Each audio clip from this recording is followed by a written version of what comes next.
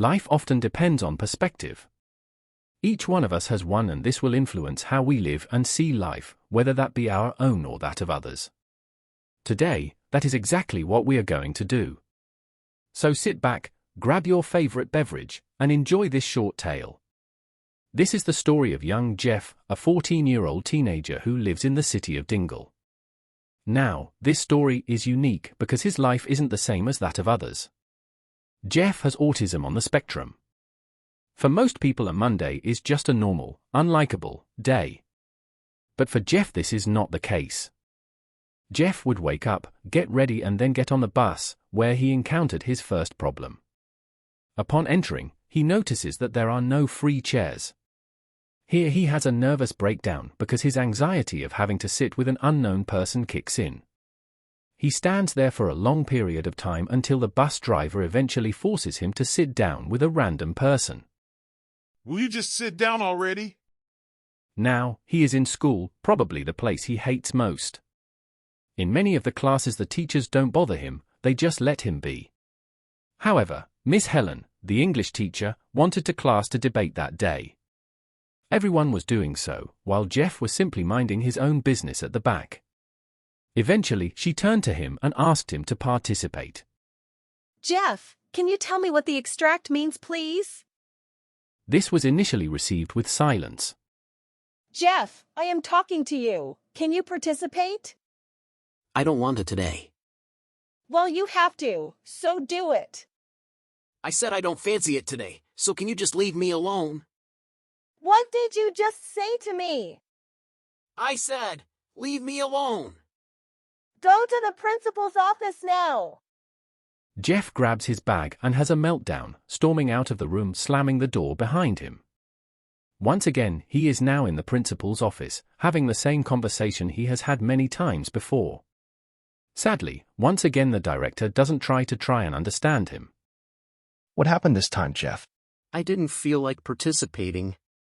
Hey, look at me while I'm talking to you. Jeff doesn't reply and he stays looking at the floor. Why can't you behave like your normal classmates? After this awkward conversation, Jeff goes back to the rest of his classes. When break time comes, he spends most of it alone, reading or on his phone. He doesn't normally socialize with his classmates. After a long day, he finally goes home and is looking forward to playing on his console with his online friends. While playing, he is at his happiest. He enjoys this time the most because he can talk to people who seem to understand him and they don't judge him. During his time playing, his dad walks in with a temper, for he has received a letter from school stating what had happened during the English lesson. Jeff, what happened at school? I said, what happened today? Nothing, Dad. Just Miss Helen wanted me to talk and I didn't want to. Well, you have to do what your teachers tell you, and what have I told you about playing games while I am talking to you? I can't. It's an online game. If you keep this attitude up, I'll take the console away from you again. Okay, fine. I'm sorry. His dad walks out and leaves his son to play his games. That night, his parents decided to have a long overdue conversation.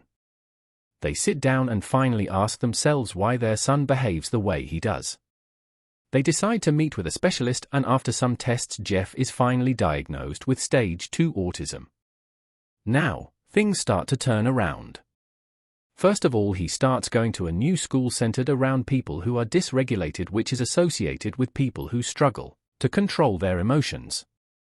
At the beginning, this is hard for him, but after a couple of weeks and meeting some amazing people who he can be himself around, he finally feels like he fits in somewhere. After some time, he started to do more activities outside of school, having new friends to do things with like sport, going to the library, and even just hanging out in cafes, but he still plays online regularly. His relationship with his parents also improved a lot. Now understanding him more, they are more willing to let him off on certain things. Jeff would go on to do a lot during his life. He would graduate college and become a video game creator, for he found a lot of comfort in his life here. To conclude this small tale, I hope you, dear observer, can see how the actions you take may affect that of others.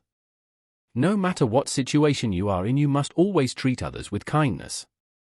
Mental health problems are more common than you may think, so don't be so quick to judge others and try to help those who may need it.